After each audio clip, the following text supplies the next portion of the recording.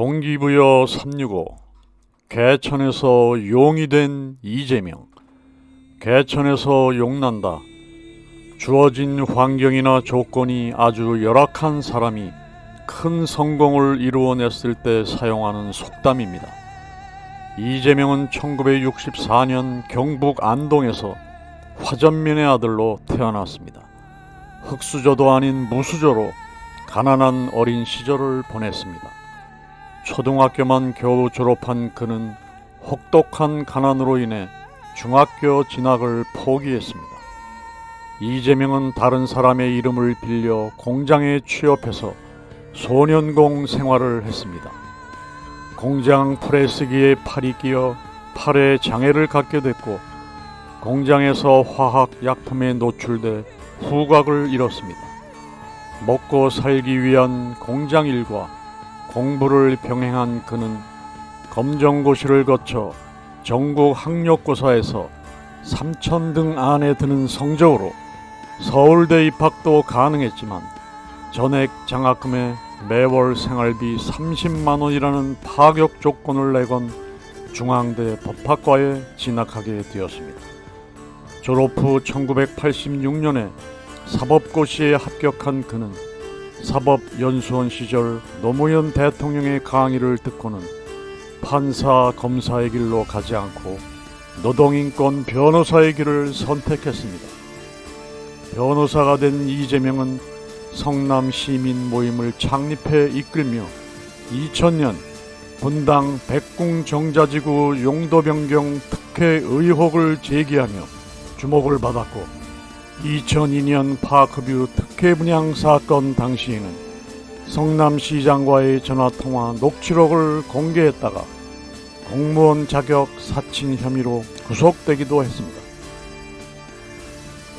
성남 노사모 회원으로 활동하던 그는 2005년 8월 열린우리당에 입당하며 정치 인생을 시작했습니다. 첫 도전인 2006년 성남시장 선거에서 고배를 마셨고 2008년 성남시 국회의원 선거에서도 낙선했습니다. 그러나 이재명은 2010년과 2014년 성남시장 선거에 연이어 당선됐습니다. 그는 첫 임기 시작 11일 만에 전국 지자체 중 최초로 모라토리엄을 선언하는 등 파격적인 시령 운영을 과감하게 했고 시립 의료원 착공, 무상급식, 보육, 교복, 산후조리원 등 이재명식 복지 시리즈를 밀어붙였습니다. 그는 2018년 경기도지사 선거 TV 토론회에서 친형을 강제로 병원에 입원시키려고 했느냐는 질문에 그런 일 없다고 답해 공직선거법상 허위사실 공표 혐의로 기소되었습니다. 그러나 대법원이 무죄 취지로 파기환송하고 무죄가 확정되면서 사법 리스크를 해소할 수 있었고 2022년 대선에서는 0.7% 차이로 대통령의 꿈을 접어야 했습니다.